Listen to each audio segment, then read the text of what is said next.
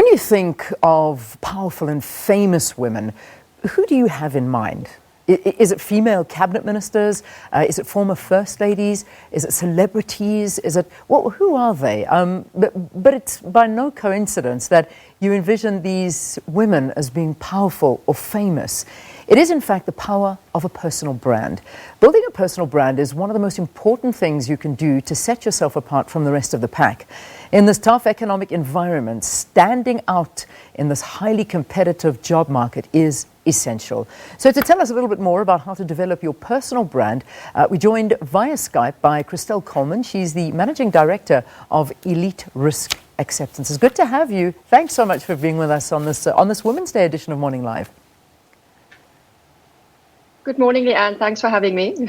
Absolute pleasure. I think it's quite an interesting topic to be talking about on this Women's Day, the issue of personal branding, but especially for women. Give us a little bit more background about this. Yeah, so I think it's really important to understand what we mean when we talk about your professional brand or your personal brand. It's the first impression when you walk into a room. It's the essence that stays behind when you leave. And it's using that and amplifying it on the various social media platforms and traditional media. And by doing that, you add to the value of who you are and what you bring to the table when you perhaps go for a job interview, and bettering your chances to get that job, standing out from the crowd, and negating to some degree the challenges around gender equality in the workplace. Yeah, in some fields, I mean, it does. I suppose it differs in different fields that you go into. I mean, let's take, for example, someone like an engineer or law or commerce. Women are told not to really stand out, but rather to just be seen as one of the guys. I know it is changing, but how do young women entering the workplace negotiate her place and personal brand in these kind of fields? Leanne, this is such a challenging discussion to have each year because, some people say, why do we even have Women's Day? The reality is there is a huge pay gap. Even in South Africa, we know what these numbers are because we get them from the authorities. It's available. Women earn far less than men, and women get far lesser opportunities when they go into the workplace. So they're still not as desirable as our male counterparts. So we have to use everything that we have available in our arsenal of tools to make sure that when we go for that job interview, that we're there first. So your professional brand or your personal brand can really add to what you bring to the table. If you are, for instance, in a job like sales, and you've managed to build up a huge network of people that you can sell into, but that you also looked up to and respected for your voice that you have on social media platforms, that you can amplify the brand just by using what you have built up over your career. You stand a better chance than the person next to you, whether it is a man or a woman. But of course, it's also fraught with challenges. We've seen some really nasty things happening on social media platforms. So it's not just all good news. It's something that you have to be very considerate about. You have to make sure that you build your professional profile in a measured way, that you don't step into the pitfalls of political and religious commenting on social media platforms, and of course that you don't post things on social media that can detract from who you are as a professional individual. So it's a really it's a very powerful platform that you can use, but you have to be mindful of things that can go wrong as well. And that's something that's very important, because we talk about standing out and selling yourself as a personal brand, and sometimes in order to stand out, you need to be a little bit vocal, and you need to perhaps voice your opinions on topics that you may disagree with, but your employer doesn't like this very much. So that balancing act between standing up for your rights and being vocal, and yet still trying to appease your employer, I should say. This is a very difficult balancing act, one in this day and age. Well, I think it's difficult if you if your focus is to build a professional brand in with regards to your career and furthering your career. You set down the rules, and often the rules are Don't get involved in political skirmishes. Don't, have very strong views on religion. Stay away from those things that are very controversial. Unless, of course, you are a political analyst or a journalist like yourself, then it makes sense for you to comment on these things. But if you work in insurance like me, maybe not so much. And sometimes I want to get involved, but I stay away because it won't add anything to my professional profile. It's important that you do use your platform to amplify your voice and your causes. So if you are someone, for instance, who are very like myself, who've got a great interest in women's rights, in equality in the workplace, I'm not scared to talk about this because I believe it says something about me as an individual, and that adds to what I present back to my client base, but also to my workplace. Yes, you have to be very careful. It can be a nightmare. You do, and something that I need to address, and especially, on a public holiday, and hopefully we have a good couple of young ladies and young guys that are watching us this morning. The issue of building that brand.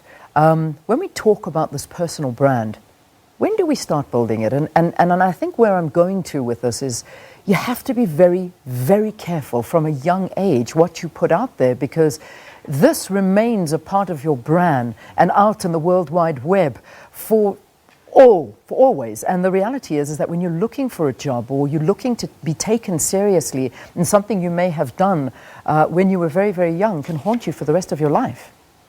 Well, absolutely. Social media is a public platform. It is always out there. Even if you delete your account, someone could have taken a screen grab and keep that evidence. We must remember that WhatsApp groups is also seen as a social media platform. So, if you bad-mouthing your boss, or you've got, images of you doing something terrible after hours, these things really can come back. And nowadays in the workplace, one of the first things we do is we go and check out your social media profile. Yeah. And if it's good, great for you, because it will help you get the job. It actually happened to me. I managed to get a fantastic job because of my professional profile, but it can work in the opposite direction so easily, and more and often than not, it does. Yeah. So make sure that you cultivate what you put out there from the word go. I actually feel very sorry for the youth, because it is you do irresponsible things, you do. That happens, and we all did them. The reality is that people weren't taking pictures and posting the things we were doing when we were young and irresponsible. And this is something that I think the youth need to be aware of, is the fact that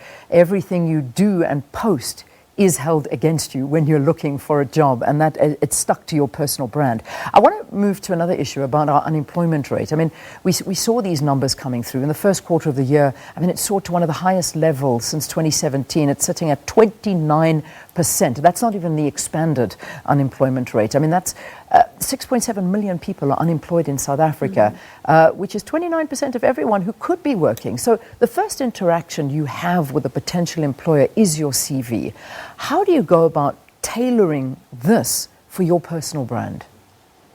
Well, I think your CV is sort of a written reflection of your professional brand. It is your experience. It's what you've managed to put together over the years. So that CV is incredibly important. And I think the youngsters don't realize, they have to reach out to people to help them to write their CVs properly. Keep it to 1 or 2 pages. And remember, whatever you put on that CV, your potential employer is going to do some research on you. They are going to see if you're on Facebook, if you're on Twitter, if you've got very strong political views and you want to go and work, in a more sort of traditional environment. You've said some horrible things online. You've posted pictures of you drinking all night. It will create an impression that will possibly detract already, from your very slim chances of getting the job. And I think what is important for me on Women's Day is to realize, with these atrocious unemployment numbers, it is even worse for women. It's even worse for girls to get into the workplace. They have fewer opportunities and they get paid less. And until we have managed to get that equality in the workplace, we can't stop talking about this. We have to continue having these conversations. And how do we make sure that girls get the same opportunities as boys or men in the workplace, where everything is fair and equitable? Yeah. All right. Let's just wrap it up with a bit of advice, pointers that you can give our viewers about building their personal brand. Well, I think, you must remember that social media is free. It's available for everyone. Use it. If it is to build your brand, use it in a wise and calculated way. LinkedIn is a fantastic platform to get onto. Open up your platform, spend time to get it right. And one of the best tips that I can give you is you must remember with social media, you are 1 degree of separation from the most influential people in South Africa.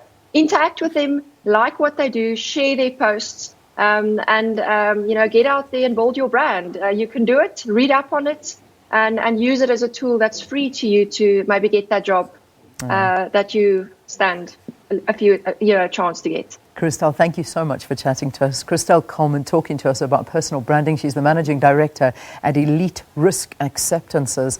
And it's an important conversation to have when we talk about that powerful brand that you can create. So go ahead and do it, but just be careful. Be careful out there, because it's very, very easy to lose yourself in all of it and realize that actually this is something that'll stay with you forever. So good luck as you personal brand your future. All right, let's take a break. We'll see you after this with the news at 8.